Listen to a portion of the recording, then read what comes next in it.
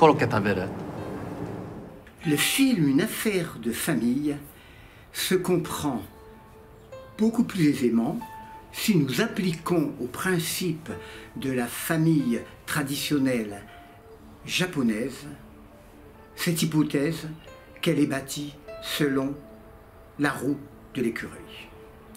Dans la roue de l'écureuil, le père, évidemment, se trouve en haut. Chaque fois, plus il monte, et chaque fois qu'il monte, plus en fin de compte, la mère, puisque femme, se trouve rabaissée d'autant. De la même façon, dans la famille traditionnelle japonaise, l'on préfère bien sûr avoir un garçon plutôt qu'une fille. Et donc le garçon est tenu comme pouvant rejoindre le père en haut de la roue de l'écureuil, aux dépens de sa sœur qui, elle, va effectivement tendre vers le bas. Il y a donc 4 familles normales, à structure normale, dans ce film. La première, c'est évidemment celle de Hatsue, la grand-mère. Parce qu'elle était stérile, elle a donc été répudiée par la trappe donc de cette roue de l'écureuil, parce que le grand-père a introduit dans sa roue une deuxième femme qui va lui donner un fils. La deuxième famille normale, dans le film, est la famille Yuri. Yuri, sa mère n'en voulait pas, son père non plus, et donc elle est à la fois en butte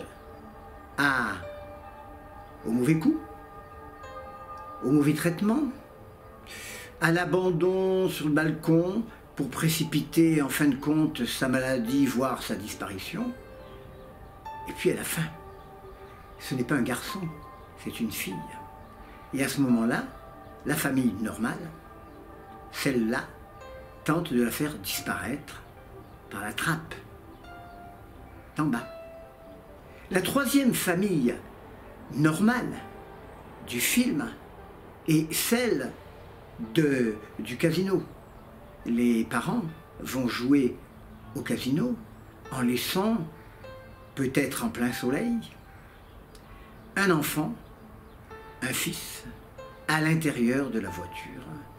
Depuis combien de temps il est là, on ne sait. En tout cas, cette famille-là ne mérite pas cet enfant, ce garçon, qu'en fin de compte, elle tient pour pas grand-chose dans sa vie maritale. La quatrième famille normale dans le film est évidemment celle que formaient Nobuo et Osamu quand ils ont assassiné le mari. Ne pouvant pas avoir d'enfant et donc stérile, à ce moment-là, Nobuo a été considéré comme infidèle par son époux qui l'a menacé, voire l'a frappé et voulait finalement poursuivre sa mort. Et donc, dans cette espèce de cage où elle se trouvait, avec son amant, elle a fait disparaître son mari par la trappe d'en bas.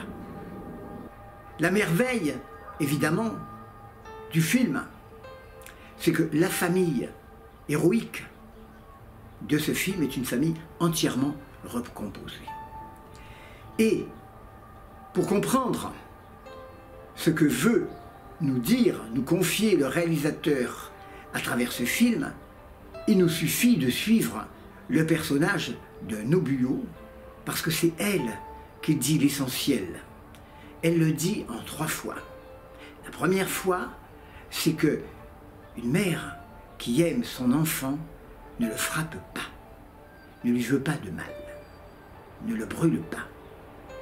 La deuxième chose qu'elle dit et qui est importante, c'est dans le fond, une mère qui est méchante rend son enfant, sa fille, méchante.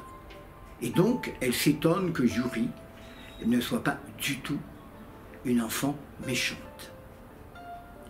Et la troisième chose qu'elle dit, qui est importante, la plus importante peut-être du film, c'est, en fin de compte, la famille japonaise ne pourrait fonctionner de façon agréable et joyeuse qu'à la condition que les enfants aient l'impression d'avoir choisi leurs parents et non point l'inverse.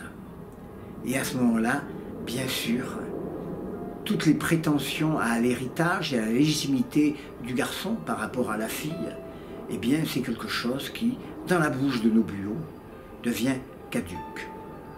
La chose la plus extraordinaire du film, c'est évidemment le fait que le chapardage a permis à Osamu d'acquérir, comme cela, par hasard, et peut-être pour satisfaire Nobuo, stérile, la possibilité d'avoir un fils.